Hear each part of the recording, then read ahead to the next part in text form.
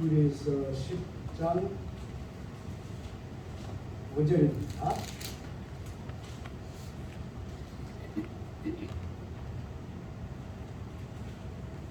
그러므로 주께서 세상에 임하실 때 이르시되 하나님이 제사와 예물을 원하지 아니하시고 오직 나를 위하여 한 몸을 예비하셨도다. 번제와 속죄제는 기뻐하지 아니하시나니 이에 내가 말하기를 하나님이여 보시옵소서 두루마리 책에 나를 가리켜 기록된 것과 같이 하나님의 뜻을 행하러 왔나이다 하셨느니라.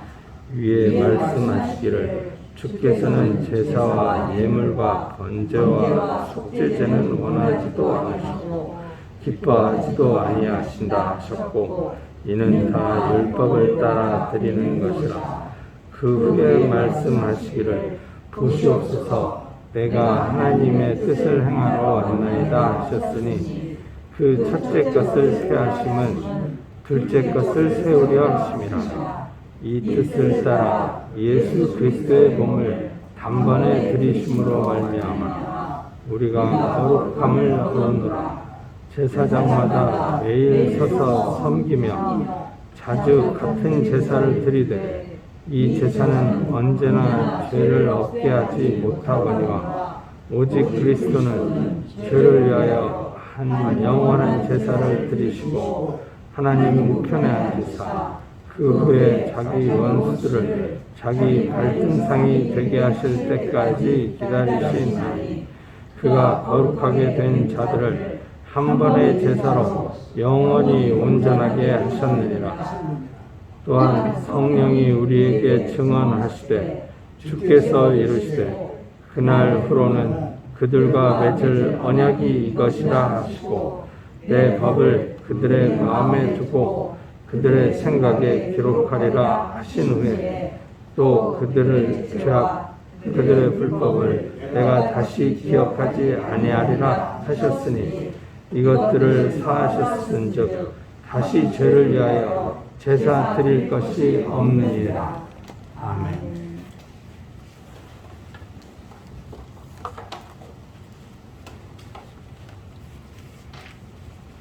저는 오래 이렇게 신앙생활을 해도요, 성경을 읽을 때 그 성경을 쓴 저자들에 대해서 너무 모르는 게 많다, 이런 걸 늘 느낍니다.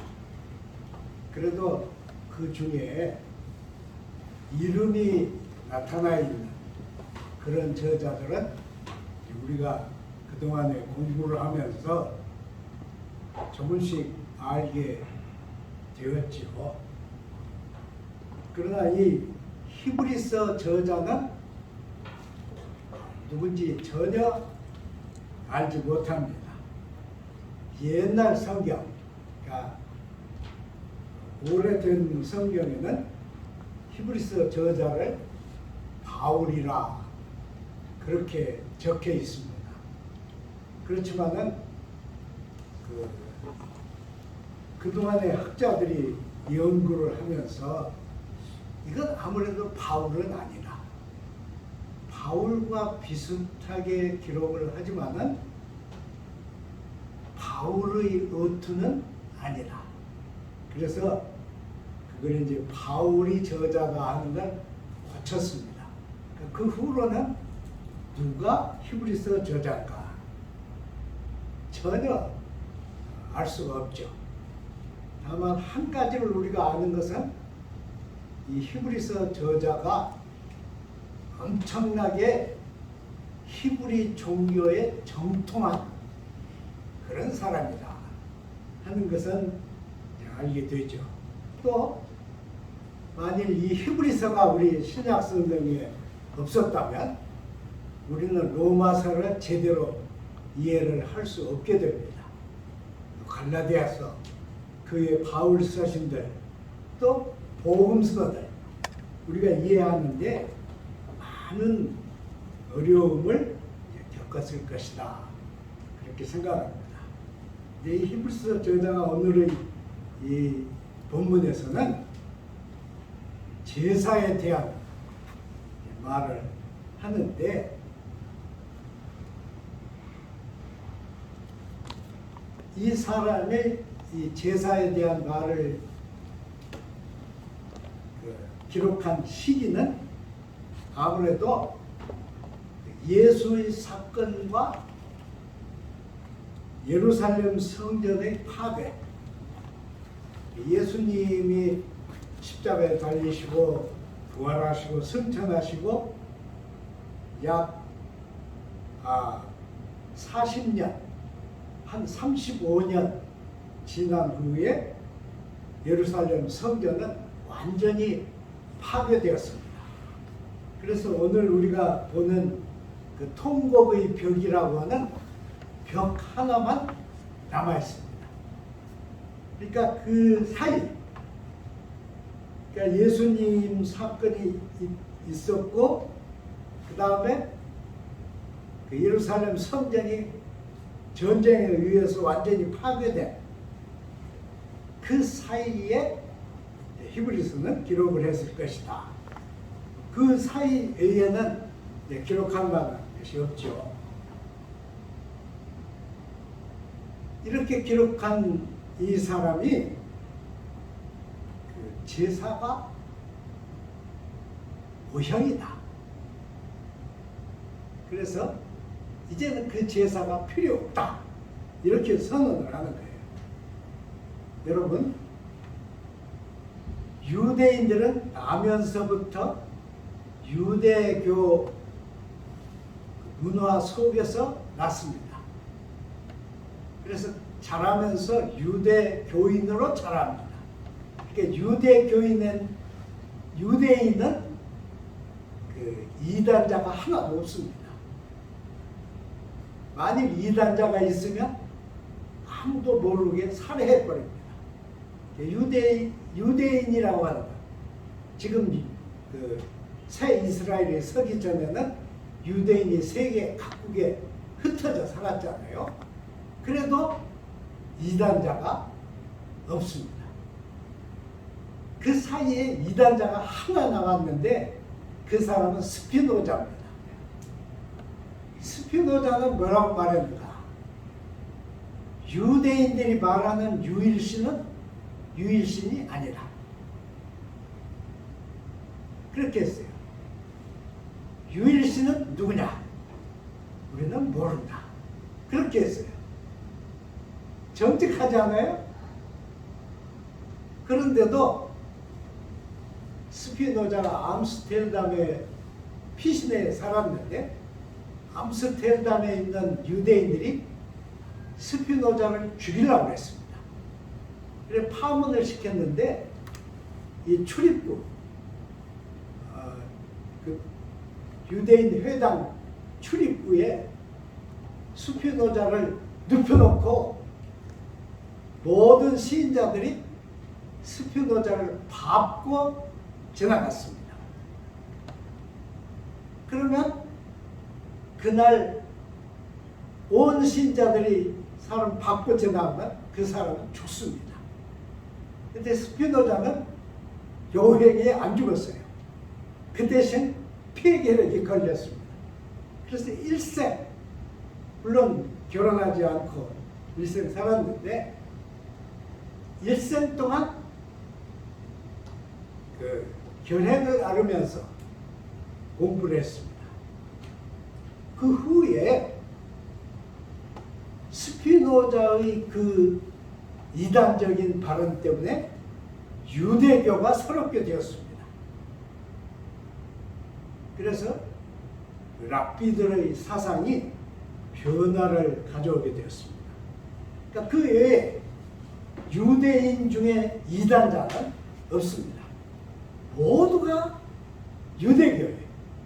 그래서 유대교 속에서 그들은 자라는 것입니다. 그런데 이들에게 히브리서 저자는 이렇게 말하는 거예요. 율법은 장차 올 좋은 일, 아직 안 왔어요. 장차 쫓아올 좋은 일은 그림자일 뿐이다. 그림자다 그랬어요. 실체도 아직 안 왔고 모습도 없고 그림자일 뿐이다. 그래서 참 형상이 아니므로 해마다 계속해서 드리는 그 제사가 그들을 온전하게 할 수 없었다. 그랬습니다. 온전하게 했다면 왜 그들이 매년 똑같은 제사를 거듭했겠느냐? 온전하게 할 수 없었다. 그렇게 했어요. 여러분, 우리나라의 제사는 세계 다른 사람들의 제사와 조금 다릅니다. 우리나라의 제사는 나를 세상에 낳아주신 부모에 대한 제사입니다. 부모의 돌아가신 나를 기억하는 거예요. 기독교인들은 이 부모 기일을 돌아가신 날로 하지만 우리나라 제사는 돌아가시기 전날이에요. 돌아가시기 전날 날짜를 잡아서 제사를 지냅니다. 그러니까 마지막 살으신 그날이 제사일입니다.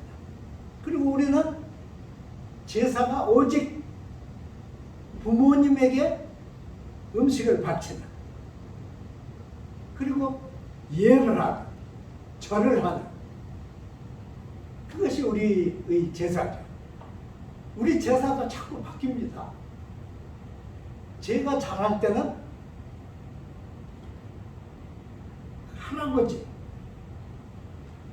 정조 부모까지 제사를 했어요.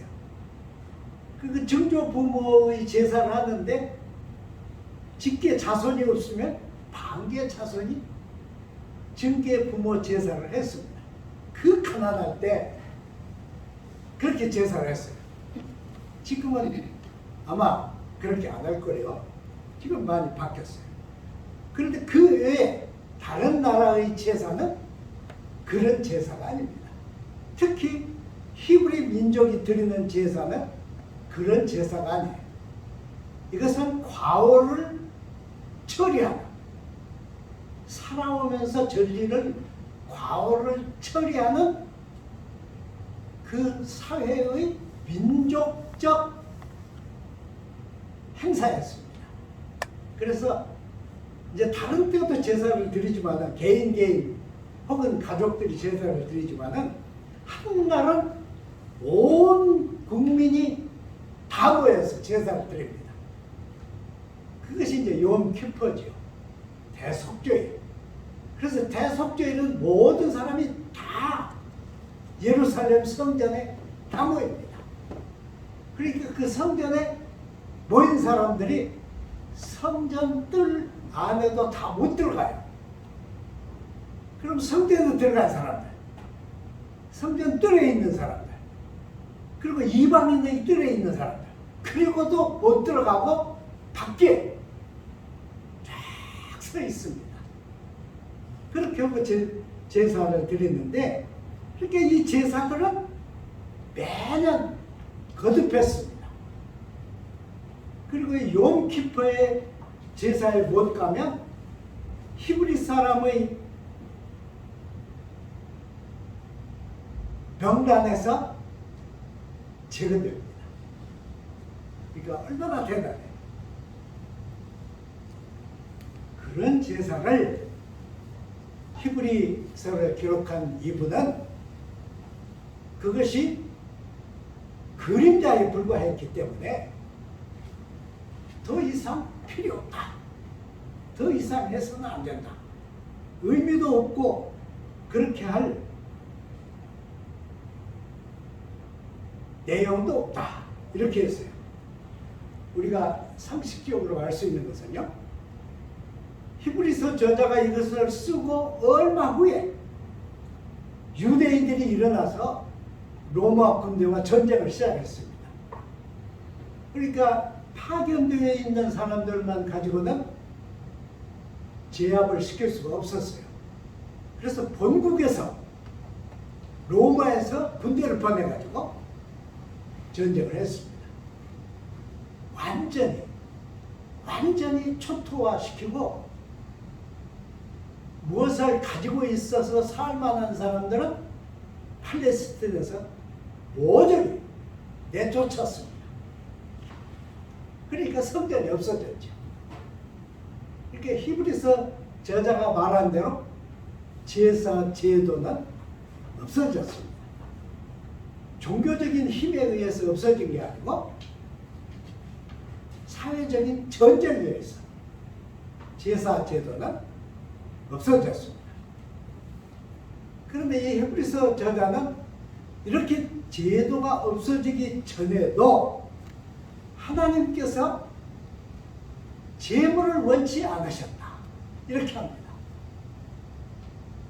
놀랍지 않아요? 온 민족이 제사를 지내는데 제물을 원치 않으셨다. 저는 여기에 할 말이 많지만은 우선 우리가 성경을 보면 여러 군데에서 제물을 평가절하하는 그런 내용이 있습니다.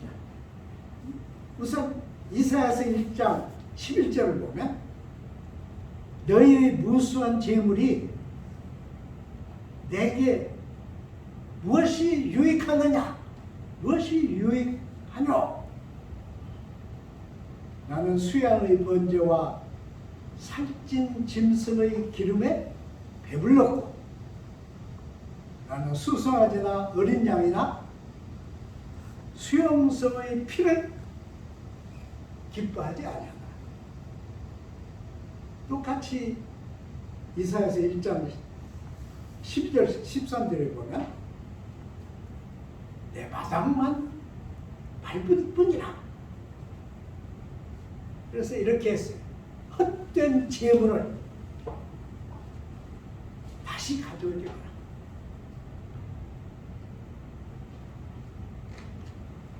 그리고 예레미야도 그렇게 했어요. 예레미야 6장 20절을 보면요. 유향과 원방에서 오는 향품을 내게로 가져오면 어찌냐. 나는 그들의 번제를 받지 아니한 그들의 희생을 달게 여기지 않노라. 그랬어요. 그러니까 유대교가 튼튼하게 살아있을 때에도요. 유대교가 튼튼히 살아있는 그때에도 하나님은 열정과 진심이 없는 제물을 거절했습니다. 가져오지 마라. 내 성전 땅을 더럽힐 뿐이다. 이랬어요. 아, 이거 얼마나 대단한 무서운 얘기예요. 그러니까 그때부터 이 제사의 그 허위성, 기만성, 그리고 신앙의 그 뭐라고 할까요? 그 습관성, 이런 것을 이렇게 그 선지자들이 책망했는데 히브리서 기자는 아예 그것은 없어졌다. 그 이상 그것이 필요 없다. 이렇게 했습니다. 히브리서 10장 7절을 보면요. 이렇게 했어요. 이제는 새로 오신 예수 그리스도 입장에서 하시는 말씀을 적었습니다. 이에 내가 말하기를 하나님이여 보시옵소서 두루마리 책에 나를 가리켜 기록된 것과 같이 하나님의 뜻을 행하려 한나이다. 그러니까 히브리서 기자는 제사는 없어지고 이제 다른 한 분이 왔는데 그것은 두루마리 책에 기록된 대로다. 그랬어요. 두루마리 책. 이것은 히브리 사람들의 성스러운 문서들입니다. 성스러운 은석. 그래서 그걸 양피지를 길게 이어가지고 그걸 다 쓰고 둘둘 말아서 이렇게 집을 만들었죠. 그걸 천으로 둘러 씌우는 집을 만들어요. 둘둘 말으려고 하니까 가운데다 심을 박아야죠. 나무 심을 박아서 둘둘 말았어요. 엄청 그게 커요.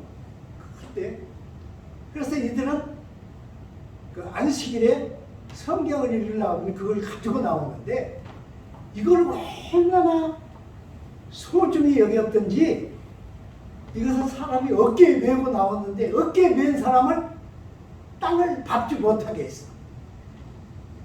네가 어깨에 맸어도 네 발이 땅을 밟으면 이 거룩한 말씀이 더러워지다. 그래서 어떻게 힘 있는 사람이 두루마리를 어깨에 맨 사람을 그 뭐라 그러죠? 무릎 탄다 그래? 이렇게 애기들 허걱같이 여기다 하고는 이제 걸어 나와서 그걸 놓고 그랬습니다. 근데 아마 누가복음에 있는 예수님 이거 그 회당에 들어가서 이사야서를 읽을 때는 좀 그러지 않은 것 같아요. 그냥 여기다 펼쳐 놓은 걸 예수님이 읽으시고 이제 그랬다고 썼습니다. 하여튼 이 성스러운 기록물 속에 예수님이 올 것을 얘기했다는 거예요. 예수님이 올 것을 얘기해서 그 말씀에 따라서 내가 말하기를 보시옵소서 두루마리 책에 나를 가리켜 기록된 것 같이 하나님의 뜻을 행하려 왔습니다. 그러니까 뭐예요? 제사는 없어지고 하나님의 뜻을 행하는, 제사는 없어지고 하나님의 뜻을 행하는 전환기죠. 바뀜이죠. 이렇게 했습니다. 그러니까 이 히브리서 저자는 멜기세덱의 반차를 좇은 예수 그리스도의 이 제사장직을 이렇게 얘기를 하는 거예요.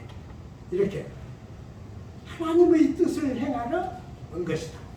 제사를 없애고 하나님의 뜻을 행하러 온 것이다. 그래서 이 제사는 제물과 제사장이 따로 있는 것이 아니고 제사장이 바로 제물이었다. 이런 얘기죠. 그래서 자기 몸을 제물로 드렸다. 이렇게 하는 것인데 이것을 우리가 너무너무 여러 번 얘기를 했으니까 그냥 넘어가겠습니다. 보세요. 이스라엘 사람들이 드린, 그 히브리 사람들이 드린 제사도 보면요. 제사장은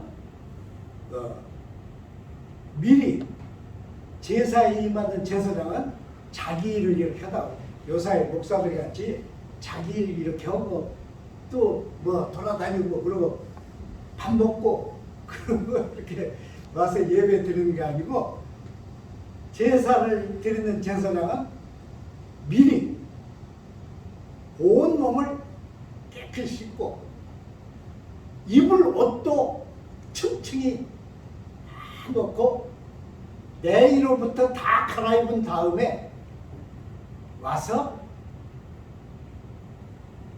제사에 임했습니다. 그러니까 그들이 제사를 처음부터 그렇게 형식적으로 한 건 아니에요.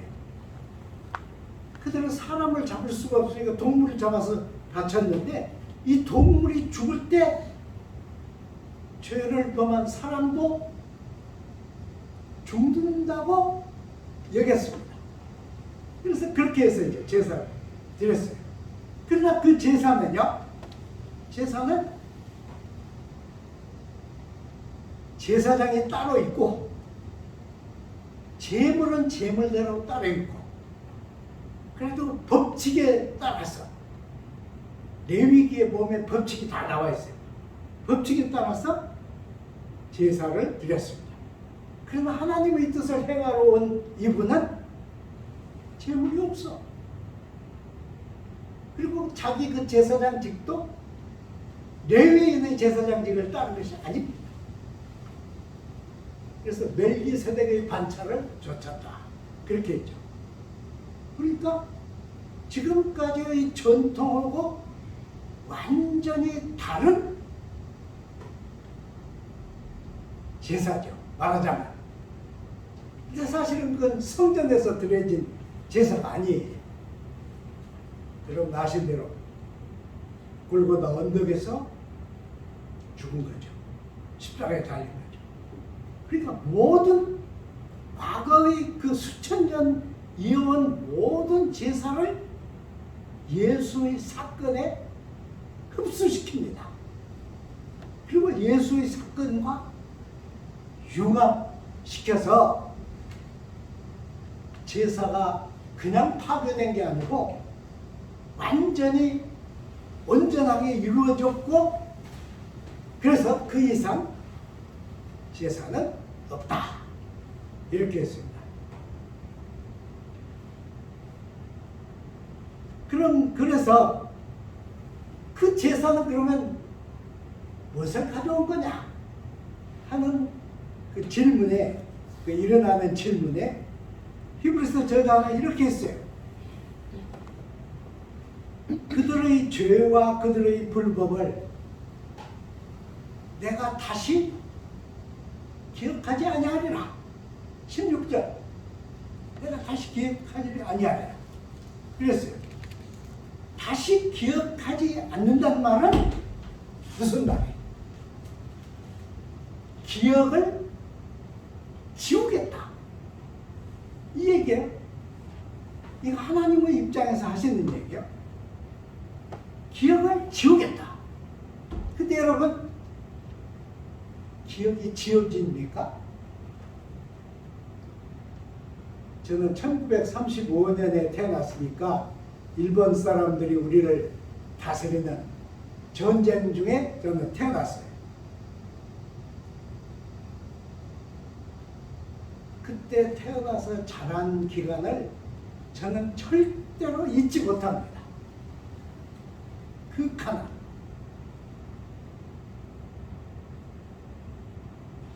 그 극악한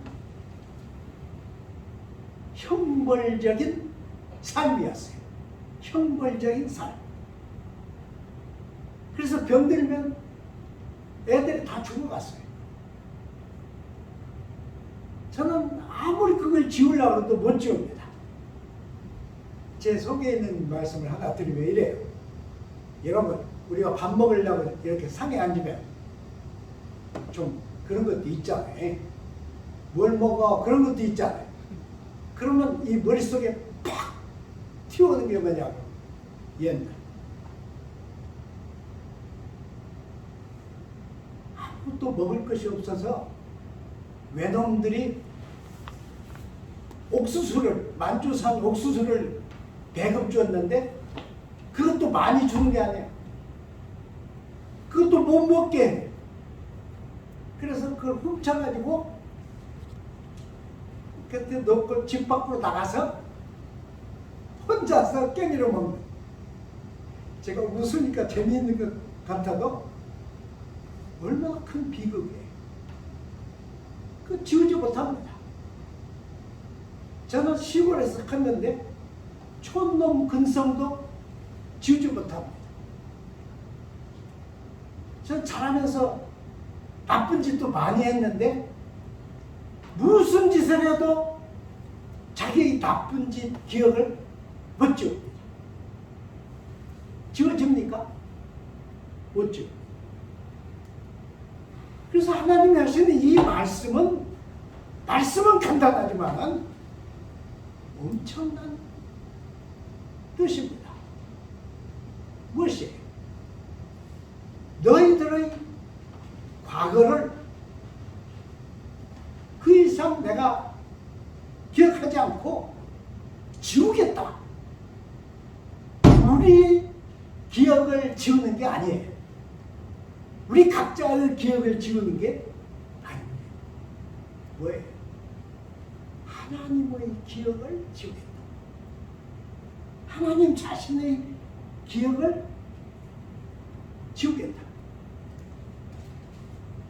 하나님의 기억을 지우겠다는 말은 더 엄밀하게 말하면 하나님의 과거를 없애겠다는 뜻이에요. 그래 이게 무슨 말씀입니까? 이것이 지상에서 하나님의 아들 예수가 무지한 사람들에게 붙들려서 엉터리 재판을 받고 십자가에 달려 돌아가셨는데 십자가상의 이 죽음이 지상에서는 예수의 사건이었지만 하늘에서는 하나님의 지으심. 이거 한번 생각해 보세요. 하나님의 과거를 지으심. 하나님의 인간들에 대한 과거를 지으심. 그러면 그건 뭐예요? 하나님의 일부를 파괴함. 그 더 깊이 얘기하면 하나님의 혁명입니다. 하나님의 혁명. 그 이전, 이 하나님 혁명 이전의 하나님은 모든 것이 명령입니다. 안 그래요, 여러분? 구약을 보세요. 모든 게 명령이에요. 이건 절대자가 쓰는 언어의 특징입니다. 절대자는 타협이 없습니다. 절대자는 명령만 하면 돼.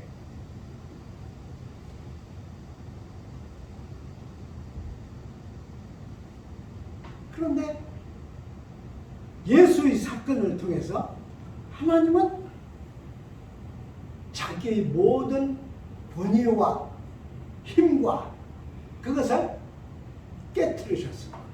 저는 그렇게 이해해요. 그래서 저는 하나님에게 미치는 거예요. 저는 예수에게 온 생을 건 이유가 어디 있냐고. 예수는 보통 사람들의 사람이 아니에요. 보통 사람들이 말하는 신도 아니에요. 이것은 유일하신 신입니다. 지상에서 예수의 사건이 생길 때 하나님은 뭘 했느냐? 여러분 사도행전을 보면 그 누구죠? 순교당한 스데반이 돌에 맞아서 죽을 때 스데반이 눈을 들어 하늘을 우러러봤더니 어쨌다?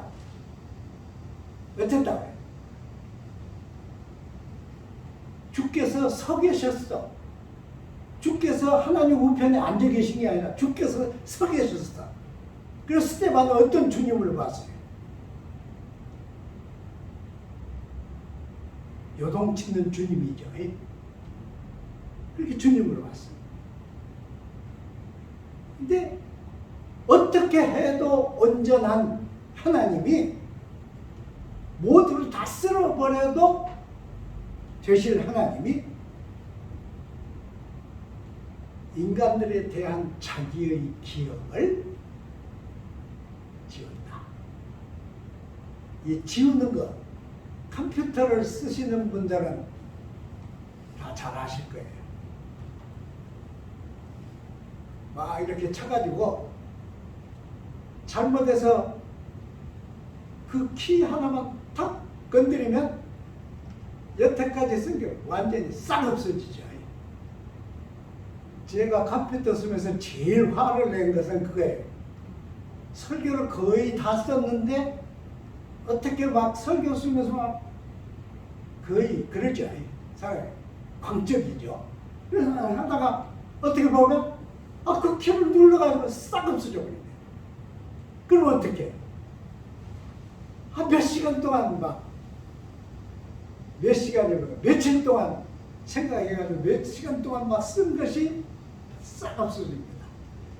그러면 저는 천재가 아닌데 그거 했던 걸 다 기억합니까? 안 하죠. 없어져. 저는 그게 여기에 쓰인 하나님 말씀이다. 내가 너희 모든 것들을 기억하지 아니하리. 모두를 지으셨다. 그렇게 저는 이해가 됩니다.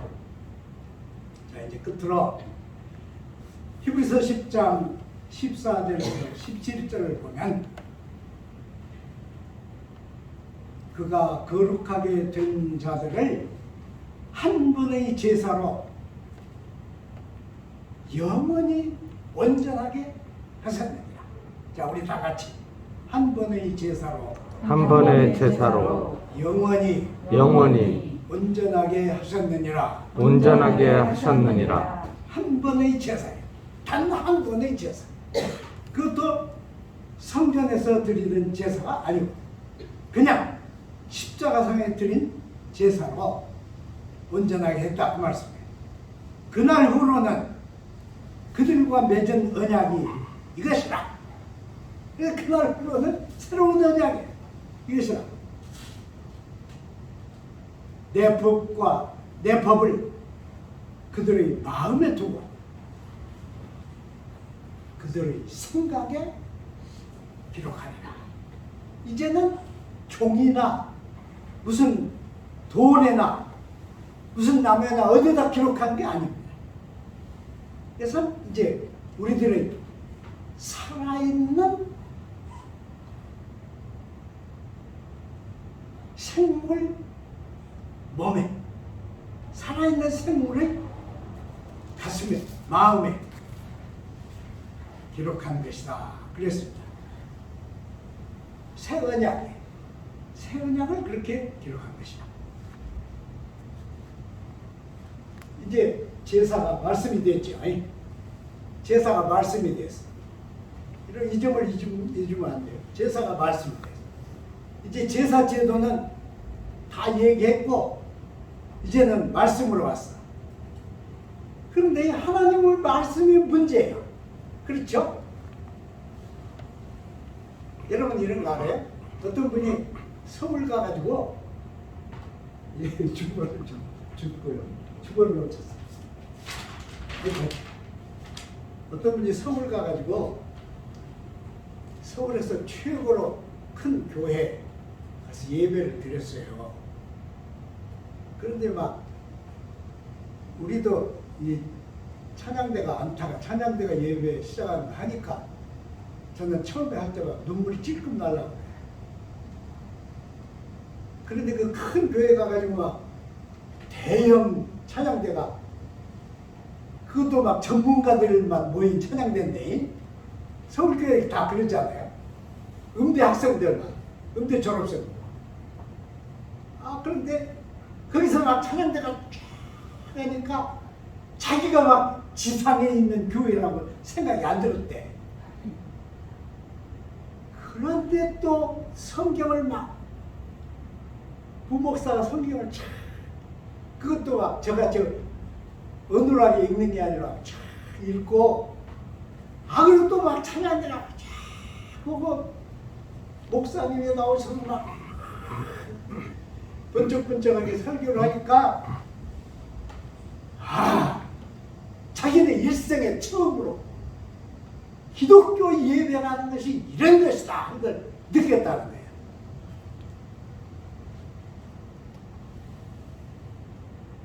그래서 제가 그 사람하고 얘기하면서 그러면 그때 목사님이 하신 설교 내용이 뭐냐? 그 내용은 말할 것도 없고 그냥 이 속에 막 다 들어있다. 그랬어요. 제가 다른 사람 하나 더 얘기할게요. 제가 일이 들어가는 데 있는 그 조그마한 교회에 그 하계학교 강사를 갔어. 아무것도 모르는 사람이 그래가지고 하계학교 강사를 하는데 그 교회는 장로님 한 분이 포도원을 했어요. 야산을 사가지고 자기가 포도를 심고 읽었는데 새벽 기도 끝나면 온 마을을 다니면서 개똥을 다 주워온대. 그래서 포도나무 밑에다 막 묻어주고 그래서 포도원이 아주 잘 됐어요. 이상하게 그 포도원이 성공을 하니까 정치에 눈이 떠졌어. 그래서 예배만 끝나면 막 서울로 올라가요. 이제 포도원 다른 사람이 맡겨놓고. 근데 주일이 되면 꼭 교회에 와. 그때 여러분, 그때 완행 기차밖에 없을 때예요. 그리고 조금 빠르면 그때 그게 뭐죠?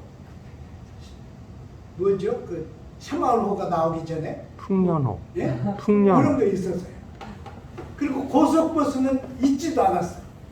개인용 차는 그거보다 가졌지 아무도 없었어요. 근데 주일을 반드시 자기 교회 와서 지켰다는 거예요. 그 돌아가신 목사님이 그 교회를 맡고 있었는데 제게 그렇게 얘기했어요. 다른 사람들은 우리 장로님을 정치꾼이라고 그러는데 나는 그렇게 안 생각합니다. 1년 52주를 항상 서울에 가서 있지만은 꼭꼭 우리 교회에 오셔서 예배를 드렸습니다. 그럼 앞에 얘기한 그 서울 큰 교회 가서 예배에 환장 온 사람 오고 자기 차도 없는데 매 주일마다 예배를 드리러, 그것도 이 시내에 있는 교회가 아니고 변방에 있는 교회로 온 이 사람을 비교를 하면 어떻습니까? 저는 이런 거 하는데 사람들하고 얘기할 때 어느 교회 다니냐고 물으면 전주 어느 교회라고 그러죠? 그러면 전주에서 어떤 목사가 진짜 하나님 말씀을 전하는 목사입니까? 나 있어. 그렇게 딱 나 있어. 전주 갔다면 누구 설교? 군산 그러면 누구야? 군산 그러면 어떤 교회 목사? 이 그러면 또 누구? 이렇게 되죠. 서울 그러면 아무개.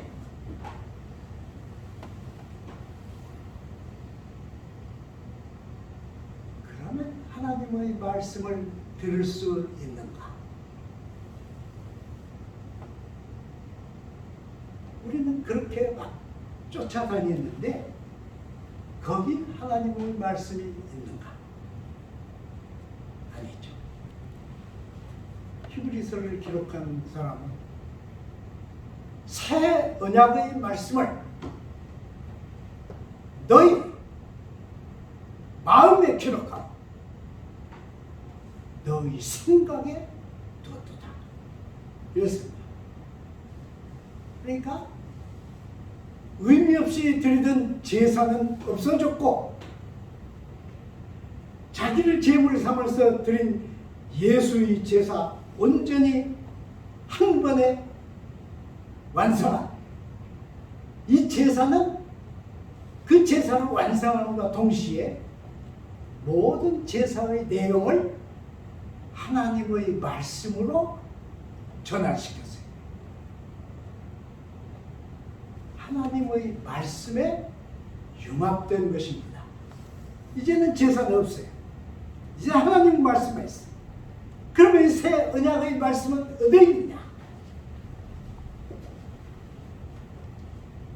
제 생각에는 말로 설교를 하는 이 설교는 예배의 한 부분에 불과합니다.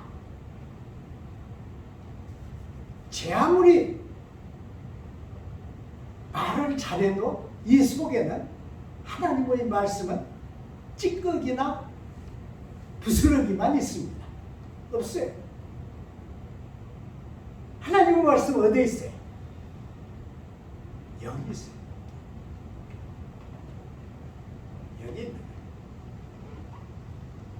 저는 한번 회의하는데 그 한국적인 것 이런 얘기가 나와가지고 서로 얘기를 한 일이 있어요. 제가 이렇게 말했는데 여러분 그거 옳은가 한번 봐봐요. 왜 한국 사람이 진달래를 좋아하냐? 왜 한국 사람이 진달래를 좋아하냐? 진달래가 뭐냐? 저는 한국의 눈물이다 그랬습니다. 한국인의 눈물이다. 지금 우리 한국이 잘 산다고 그러고 뭐 그러지만은 얼마나 비참했는지 여러분 생각나세요? 3등 차를 타고 서울을 가면 몇 시간이 걸리는데 자리가 없어서 땅바닥에 주저앉아가지고 다녔던 생각 여러분 나시죠? 우리 한국인들은 울면서 살아왔어요. 그것이 우리 가슴 속에 있어. 가슴 속에 붉게 있는 거예요. 그런데 봄에 진달래가 피어. 그럼 우리는 진달래를 보면서 아, 진달래 그러는 거예요. 가을의 단풍은 뭐예요?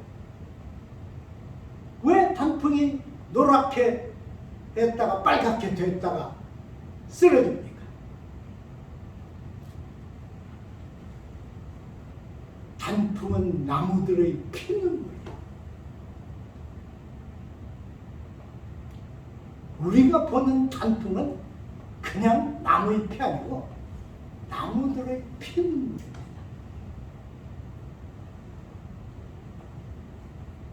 예수가 자기를 제물로 드려서 제사를 완성했다면 그건 뭡니까? 모든 이스라엘 백성의 제사 제도가 하나님의 말씀으로 바꿔져서 하나님의 언약으로 바꿔져서 그것은 우리 가슴 속으로 들어옵니다. 여러분, 자기 가슴 속에 하나님의 말씀이 살아있는 사람은 어린아이가 성경 얘기를 해도 폭발합니다. 자기 가슴 속에 하나님의 말씀이 그늘겨 있는 사람은 누가? 어떤 나라의 대표 설교자가 설교를 해도 감동과 충격과 눈물이 있을 수 없습니다. 내가 내 언약을, 내 새 언약을 종이에 기록한 것도 아니고 돌에 기록한 것도 아니고 너희 마음이, 너희 생각에 두리라. 기도하겠습니다. 하나님 아버지 감사드립니다. 극한 어려움 속에서도 저희를 지키신 것은 하나님이셨습니다.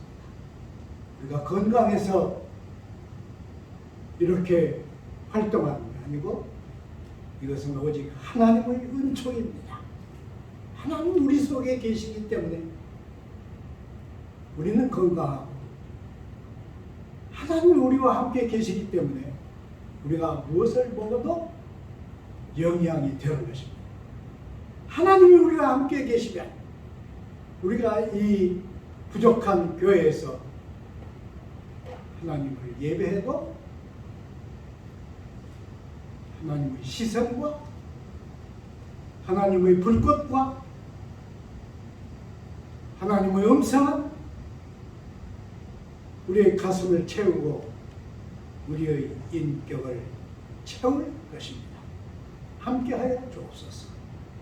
예수님 이름으로 기도드리나이다. 아멘.